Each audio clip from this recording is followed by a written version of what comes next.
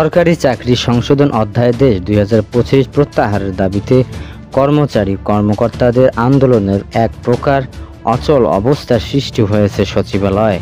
4 দিনের জাপান সফর শেষে প্রধান উপদেষ্টা ডক্টর মোহাম্মদ ইউনূস দেশে ফিরলেই এই সংকট নিরসনের একটা সিদ্ধান্ত নেওয়া হবে বলে জানিয়েছেন ভূমি মন্ত্রণালয়ের সিনিয়র সচিব AHM সালেহ আহমেদ।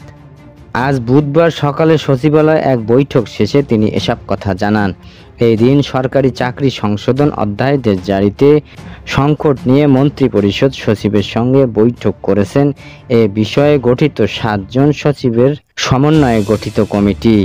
ভূমি সচিব জানান, আন্দোলনরত সচিবালয়ে কর্মকর্তা-কর্মচারী ঐক্য ফোরামের দাবিগুলো প্রধান উপদেষ্টার কাছে তুলে ধরবেন মন্ত্রিপরিষদ সচিব শেখ আব্দুর রশিদ।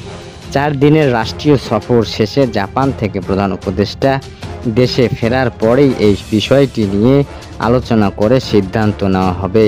তবে কর্মসূচি স্থগিত করা হবে কিনা তা আলোচনা করে জানানো হবে বলে জানিয়েছেন সচিবালয়ের কর্মকর্তা-কর্মচারী ঐক্য ফোরাম।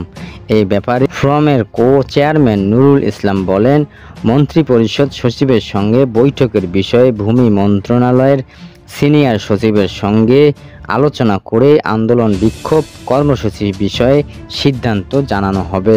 উল্লেখ্য, গত বৃহস্পতিবার 22 মে উপদেষ্টা পরিষদের বৈঠক সরকারি চাকরি আইন 2018 সংশোধন করে সরকারি চাকরি সংশোধন অধ্যাদেশ 2025 এর খসড়া অনুমোদন হয়। এরপর থেকে এই অধ্যাদেশ বিরোধিতা করে আন্দোলনের নামেই বিভিন্ন মন্ত্রণালয় ও বিভাগের কর্মচারীদের আন্দোলনের গত 4 দিন ধরে একরকম অচল হয়ে পড়ে সচিবালয়।